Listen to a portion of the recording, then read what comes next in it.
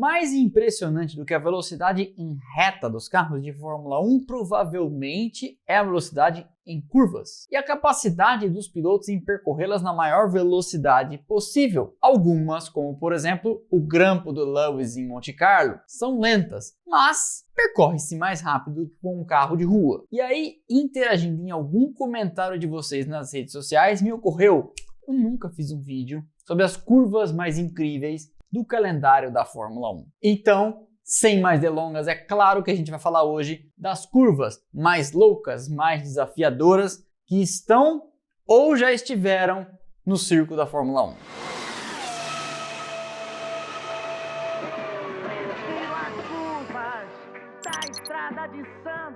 A curva 130R em Suzuka tem um nome ligado à sua geometria, que acabou mudando, a gente já fala disso, e é considerada uma das mais incríveis da Fórmula 1. 130R tem a ver com o tamanho do seu raio na geometria original. Vou explicar.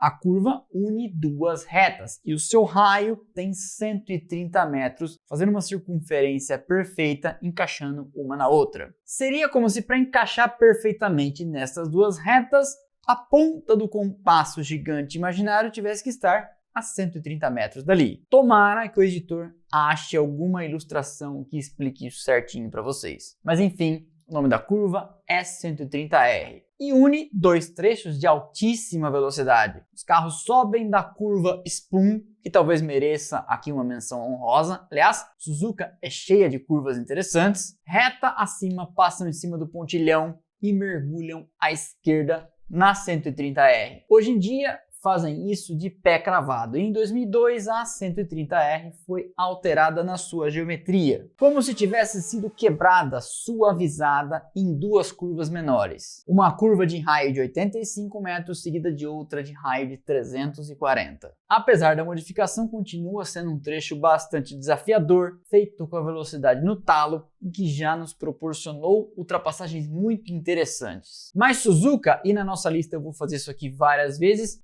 tem também outras curvas muito interessantes que exigem demais da condução do piloto e de um carro muito equilibrado. É o caso dos S's no setor 1, da curva Dunlop logo depois deles e em subida que leva para o miolo, na sequência as duas Denyer à direita e lá no final, levando a reta oposta, a Spoon, que não acaba mais, à esquerda em duas tomadas. Enfim, Suzuka é um circuito incrível, inclusive está me dando vontade de jogar no simulador enquanto eu vou descrevendo para vocês.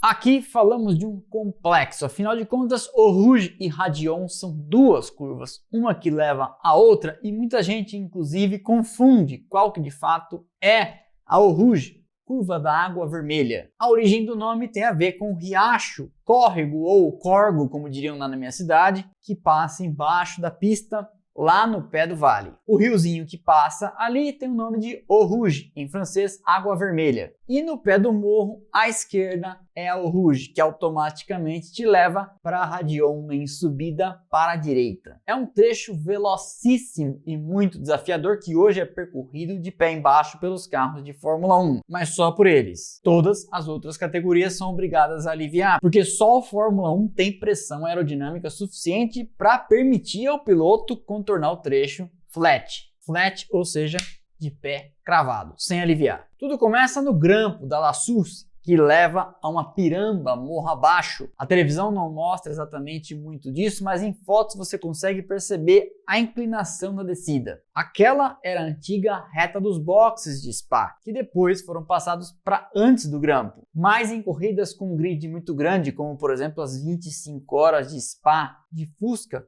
que um dia eu quero correr ainda, por causa da grande quantidade de carros, usam os boxes da Fórmula 1 e também os antigos na descida. Pois bem, morro abaixo você cai então na Eau Rouge, à esquerda, que já te leva para Raidillon, à direita, numa mudança brusca de elevação. Primeiro você está descendo, depois você está subindo. O circuito viu uma corrida de carros pela primeira vez em 1921 e ali era uma estrada que unia as cidadezinhas, praticamente aldeias de Spa e Francorchamps. Por isso o nome do circuito. Ela já viu acidentes sérios, alguns deles inclusive fatais, como o de Antoine Hubert em 2019. Recentemente passou por alterações de segurança, com o morro sendo recuado, numa obra que custou bastante caro, para permitir que as barreiras ficassem mais distantes da pista, reduzindo, não zerando, infelizmente, a tendência a que os carros, depois de uma batida, voltassem para o leito da pista. Em 1994, inclusive na esteira dos graves acidentes que tínhamos visto até ali, inclusive a morte de Ayrton Senna, a Eau Rouge teve uma chicane instalada no meio para diminuir a velocidade dos carros. Mas todos os pilotos de Fórmula 1 foram contrários àquilo e no ano seguinte a chicane foi removida. Mas Spa, igualmente, a Suzuka tem outras menções honrosas. Uma clássica Purron no meio do miolo do circuito, duas à esquerda em dupla tomada, hoje feitas de pé embaixo, extremamente desafiadoras e que também já viram acidentes feios. De cabeça eu me lembro de um de Giovinazzi. Além dessas, ainda a Blanchimont, aquela do acidente de Luciano Burti em 2001, que leva à freada da Buzz Stop. Spa é um espetáculo. A parabólica é possivelmente uma das curvas mais lendárias da história da Fórmula 1, especialmente porque leva à reta de chegada do templo máximo do automobilismo, Monza. Ela une a reta oposta à reta principal e tem esse nome porque parece uma parábola num gráfico. Lembra das aulas de álgebra e equação do segundo grau? Pois é, uma parábola. Ela é vital para um bom tempo de volta em Monza, seja para terminar a volta ou para começá-la muito bem. E é também onde armam os seus botes para as ultrapassagens que vão se consumar lá na chicane. Ao longo da história viu diversos acidentes gravíssimos e inclusive Jochen Rindt perdeu a vida por lá em 1970, mas não foi evidentemente só esse. Uma particularidade muito interessante da parabólica é que ela tinha dupla função, unindo o misto com o oval, sim, você ouviu certo, que existia em Monza antigamente. Mesmo com os carros de hoje e toda a sua sofisticação aerodinâmica continua sendo muito desafiadora, afinal de contas não importa o carro, o piloto vai guiá-lo no limite. E guiar um carro no limite significa assumir alguns riscos. Mas Monza é muito mais do que apenas a parabólica, que não é pouca coisa. Porque mesmo com as alterações que diminuíram sua velocidade, acrescentando chicanes, continua tendo outras curvas muito interessantes, como as duas de Lesmo, que tem esse nome em razão de uma região próxima ao circuito, além da variante Ascari, adicionada também para diminuir a velocidade média, mas que é um trecho percorrido em alta velocidade e muito desafiador.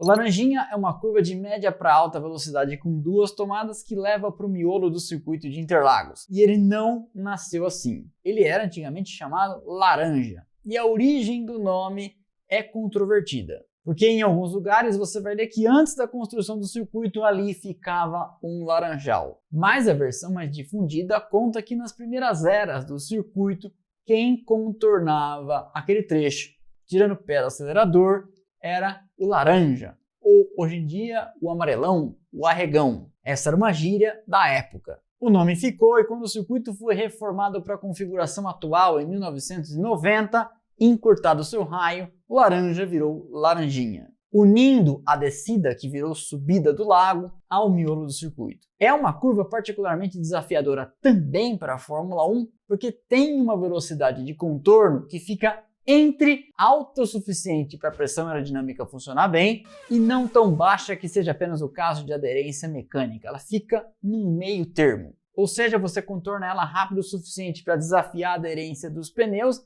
e não tão rápido assim para contar com tanta ajuda das asas. Toda vez que vou a Interlagos para ver a categoria que for, paro ali naquela região, na torre ou atrás dos boxes para ficar acompanhando o pessoal contornando laranjinha. E é sempre muito interessante. Mas Interlagos tem uma curva, ou no caso um trecho, que são duas curvas que eu considero muito interessantes também. A curva do lago. Logo depois da reta oposta é um ponto de uma freada curta, mas bastante firme, em que você aponta o carro para dentro e a faz em duas tomadas. E ali perde-se ou ganha-se muito tempo, tendo que tomar cuidado para não esparramar demais e não perder a volta em limites de pista.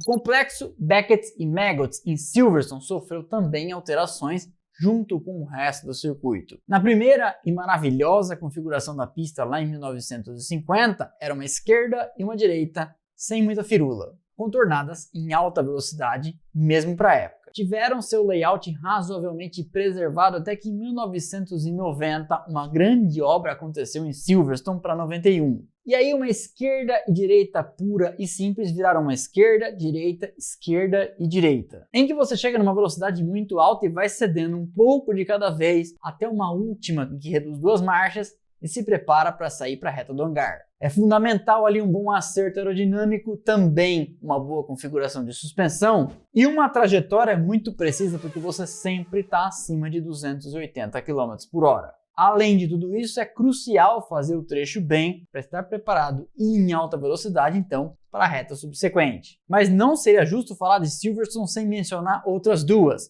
a Copse e a Stowe. Curvas de altíssima velocidade e a Copse hoje em dia é feita de pé embaixo. Ela fica logo depois da antiga reta dos boxes e leva ao trecho das mencionadas Beckett e Maggots. E foi palco do polêmico incidente ou acidente entre Max Verstappen e Hamilton em 2021. Depois delas, então, Beckett e Maggots, a reta do hangar e a próxima curva muito interessante de Silverstone, a Stowe, que é também contornada no fio de navalha em alta velocidade depois de um leve toque no freio e que te conduz para aquela pequena reta em que há a entrada dos boxes. Silverstone é sucesso. Em Imola eu selecionei a Acque Minerali, uma curva em descida com 2 tomadas que te levam à subida. Mas tem algo muito interessante, porque uma curva em descida com 2 tomadas à direita é precedida por uma curva em subida com 2 tomadas à esquerda, a Piratella. Inclusive, já para não perder o gancho, fiz um track walk em Imola no ano passado, vale você assistir. Só de falar isso para vocês já dá saudade de lá e eu vou acabar aqui e assistir aquele vídeo. Saindo da Tosa morro acima, o piloto vai passando as marchas e quando se prepara para a Piratella, hoje em dia na Fórmula 1, pé no freio reduz 1 ou 2 marchas e mergulha então nessa curva de 2 tomadas em subida que te leva para uma piramba, morro abaixo. Lá no pé dela, a Acque Minerali, uma freada, essa um pouco mais forte, 2 marchas para baixo e 2 tomadas para a direita, que aí te levam de novo para uma mudança de elevação brusca e começa uma subida. Curvas de 2 tomadas em alta velocidade e mudança brusca de elevação exigem muito do acerto aerodinâmico e mecânico do carro, além de muita técnica do piloto, porque os 4 pneus do carro estão sempre com contato muito diferente entre si, não só porque o carro está apoiando para fora, para um lado e para o outro, como também em razão da inclinação. Então, andar no limite, que é sempre o objetivo, é bastante complicado, afinal de contas, a chance de uma travada é grande. Mas a Acque Minerali é um espetáculo e quando eu lembrei que ela é logo depois da Piratella, eu já resolvi falar das duas no combo. Acque Minerali, em italiano, água mineral, você já deve ter deduzido, tem a ver com o nome do parque em que o circuito de Imola está situado. Ali há várias fontes de água que desaguam no rio Santerno, que passa contornando por fora do circuito. A Peraltada é uma curva, ou no caso, era uma curva icônica no circuito Hermanos Rodrigues na Cidade do México. O nome Peraltada tem a ver com inclinação, pelo menos foi o que minha pesquisa disse, e em sendo ela peraltada, a curva inclinada. Ela levava a reta oposta à reta principal e era contornada mais rápido até do que a parabólica de Monza. Uma das características marcantes do circuito Hermanos Rodrigues na sua geração anterior, quando existia a peraltada, era muita ondulação no asfalto. E, portanto, contornar a peraltada de cano cheio, pé no acelerador no fundo, era um desafio. De cabeça, eu lembro de uma ultrapassagem antológica do Mansell na penúltima volta do Grande Prêmio do México de 1990, por fora, sob Gerhard Berger. A gente não pode pôr o vídeo aqui, mas eu vou pedir para o editor colocar algumas imagens. No ano seguinte, inclusive, em 91, Senna tentou contornar aquela curva de pé cravado e teve um acidente feio. Era uma das curvas mais emocionantes do calendário da Fórmula 1, junto com a 130R e a já mencionada parabólica. Mas, na reforma do circuito para voltar a receber a Fórmula 1 em 2015, foi mutilada. Sim, eu sei que seria complicado manter aquela curva e respeitar os padrões de segurança atuais da Fórmula 1, mas o que fizeram com a curva foi pior do que tudo. Instalaram lá aquela seção do estádio chamado Foro do Sol, que é percorrida naquela velocidade estou procurando vaga no shopping center, e aí sim leva à reta principal. Metade dela, faça-se justiça, foi mantida, mas a velocidade de contorno nem de perto se aproxima. Claro que o circuito mais charmoso da história da Fórmula 1 teria que ter alguma presença aqui, e não é o grampo do Lewis que aparece em Mônaco, e sim os S's da piscina. Originalmente eles nem existiam, e depois da Tabaq você ia para Rascasse, que hoje também é diferente. Mas eles são contornados numa velocidade tão assombrosa que mereciam constar na nossa lista. Depois do túnel você tem a chicane do Porto, uma pequena reta, a tabacaria, que também é contornada em altíssima velocidade, e os S's da piscina. A primeira perna, flat, a segunda com uma freada. Fotógrafos e câmeras ficam posicionados ali para pegar alguns dos cliques mais sensacionais de todo o ano, com os carros passando a distância de dedos do guardrail acima de 250 km por hora. Ocasião em que a gente é forçado a lembrar da lendária frase de Nelson Piquet: correr de Fórmula 1 em Mônaco é igual andar de bicicleta na sala. Além dos S's da piscina, a imediatamente anterior curva da tabacaria merece menção honrosa, dada a velocidade de contorno e o quão estreito é o trecho. Essa aqui é uma curva não muito celebrada por todos e que também tem uma imediatamente antecedente muito interessante. É a Campsa, ou Kempsa, em Barcelona, circuito que tem todas as curvas com nome de marcas que pagaram para dar nome. Ela nem sempre foi tão rápida e não tão desafiadora, mas hoje, com os carros atuais em situação de classificação, é contornada de pé cravado. Na corrida, nem tanto. Leva a reta oposta do circuito de Barcelona e para uma zona de DRS. E tem um contorno bastante difícil, porque é um trecho cego. Em subida, você dobra à esquerda de pé cravado, sem saber exatamente o que vai ver pela frente. Tanto que vários pilotos comentam: a Kempsa, depois de ficar um ano sem correr por lá, você vai pegando a referência, passando cada vez mais rápido para chegar pronto para ela na hora da classificação. Mas merece uma menção honrosa aqui, uma curva imediatamente anterior a ela, acho que é assim que fala, Wurf. Vou pedir para o editor colocar para vocês aqui a pronúncia correta. Wird. Essa curva é imediatamente anterior à Kempsa e tem mudanças de direção e de inclinação que forçam o carro nos seus limites. Depois de uma pequena reta em descida, uma freada inclinada que te prepara para uma subida, forçando a saída de uma curva à tangência da outra, num trecho que no simulador é uma delícia de percorrer.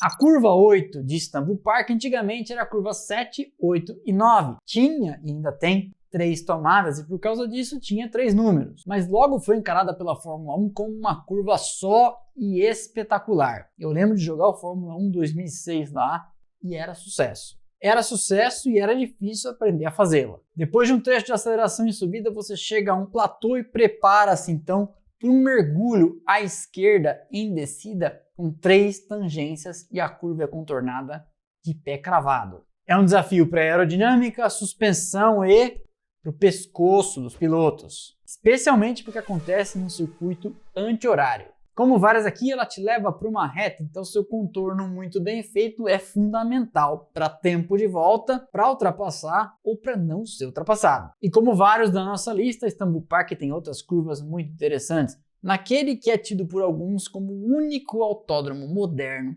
desenhado por Hermann Tilke, que de fato merece uma estrelinha. Gostou da minha seleção de 10 grandes curvas da história da Fórmula 1, com algumas menções honrosas nos mesmos circuitos em que elas estão? Esqueci de alguma que você acha que merece estar nessa lista? Comente aqui embaixo. Esse foi então mais um episódio do Splash and Go no YouTube. Eu espero que vocês tenham gostado. Deixe o like que é de graça, não custa nada, você sabe, e ajuda demais o canal. Quer prestar para mim? E não se esqueça de apertar o botão Hypar, essa nova ferramenta do YouTube para você mostrar para eles que gosta deste canal, desse rostinho bonito. Assim você ajuda o canal e o seu conteúdo a chegar cada vez mais longe. Eu conto com o apoio da nossa imensa e poderosa comunidade que faz com que nossos vídeos tenham mais likes, mais comentários e mais hypadas do que canais com 10, 15 vezes mais inscritos do que nós. Conto com o seu apoio. Se você quiser receber notificação de cada um dos nossos vídeos no instante em que eu publico cada um deles, além das notícias que saem por aí ao longo do dia, todo dia, temos aqui embaixo também grupos de Telegram e de WhatsApp, onde você entra e automaticamente passa a receber esses pushes, beleza? Então é isso, valeu e aquele abraço.